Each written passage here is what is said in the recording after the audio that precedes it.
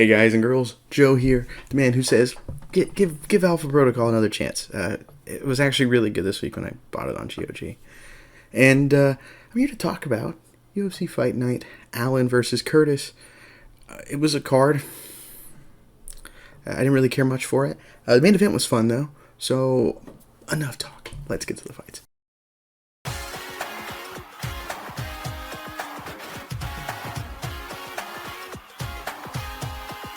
So, main event was one originally meant to test Brendan Allen. Marvin Vettori, his original opponent, pulled out with an injury. Now we have Chris Curtis stepping in, and it's a rematch because Chris Curtis TKO'd Brendan Allen in the second round in their first fight. Yeah, second round. I had to look at my notes. And this fight was mostly a kickboxing match. Allen was having good spurts of work, just in the kickboxing and the striking, and trying to get the fight to the ground when he could. Shot a lot for a good amount of takedowns. I believe the numbers were saying like he had like 4 or 5 takedowns. I don't really remember that much, but maybe I'm crazy.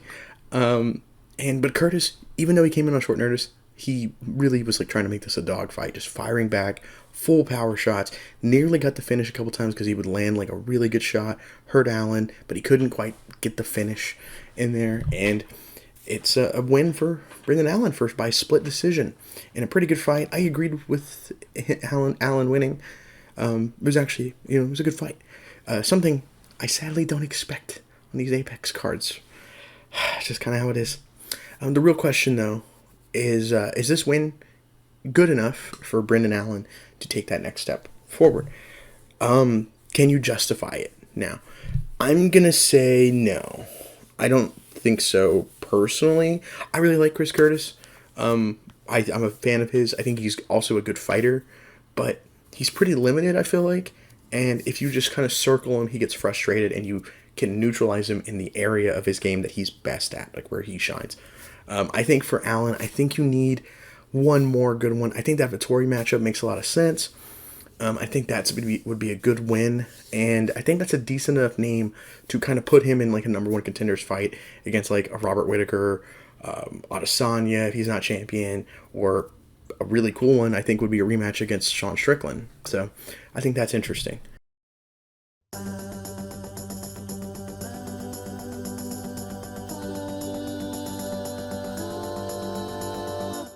But we have one other thing I want to talk about today. There's not a whole lot for me to talk about on this card anyways. I don't think it's very good. But there's one thing I do want to talk about. So I'm just going to do the rest of the card here. So Damon Jackson, he got a split decision win over Alex Hernandez. Shepi Mariscal got a split decision win over Morgan Sharid. I believe that's how you said her name, or I said the name. I don't remember. Sorry, my pronunciation is horrible sometimes with other languages. Ignacio Bahamondes, though, see, I can get that one because it's Hispanic. He got a big KO win over Christos Giagos with a head kick. That dude's actually kind of fun. I kind of want to see him rise up. He's really fun. Charlie Campbell, he beat the hammer fist wild man Trevor Peek by unanimous decision. If you don't know Trevor Peek, he's the guy that like Cyril Gane, real technical striker. But then he hurts a guy and he's just like hammer fist in the back of the head, going for like all these weird, stupid things. Trevor Peek fights like that all the time. It's really funny. Alex Morono, who continues a pretty decent record against aging vets. He's kind of like a UFC journeyman killer, like no legend killer, Randy Orton, but like a journeyman killer for sure. He gets a unanimous decision win over Court McGee. Lucas Bresky, who beat Walter Walker by unanimous decision. Norma Dumont, lovely woman. But she had a really boring fight against Jermaine Durandamy, winning by unanimous decision. Victor Hugo beat Pedro Falcao by unanimous decision. Gene Matsumoto got a guillotine win over Dan Arguerta.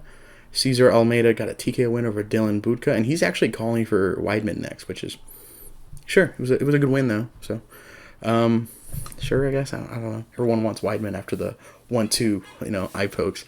And finally, Nora Connolly got a TKO win over Melissa Mullins. Well, let's talk about Jon Jones, my favorite fighter to rag on and make fun of. And this time he's in the news for, you guessed it, controversy. Albuquerque police have informed the public that Jon Jones is being accused for assault and threatening the life of a female drug tester. When this person went to get a drug test, he got angry, threatened her to try taking her phone away. I don't know if he did take the phone, but it sounds like he tried taking her phone away and was incredibly intoxicated. Yeah, that sounds like a really good guy. So the DFSI, it's like the commission that the UFC is like doing with their in-house service for. Her superiors told her, don't do anything until the UFC talks to her, which is mega shady. That is like one fear you have when you don't have an independent company doing the drug testing. You have like the UFC trying to do it in-house by like hiring out and hiring people to work within their rules. There's potential for shady stuff like this.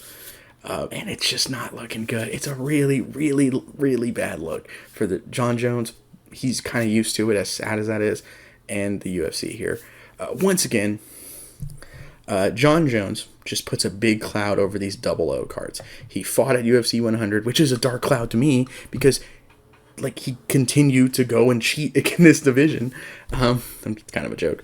And then he got removed from UFC 200 for a failed drug test.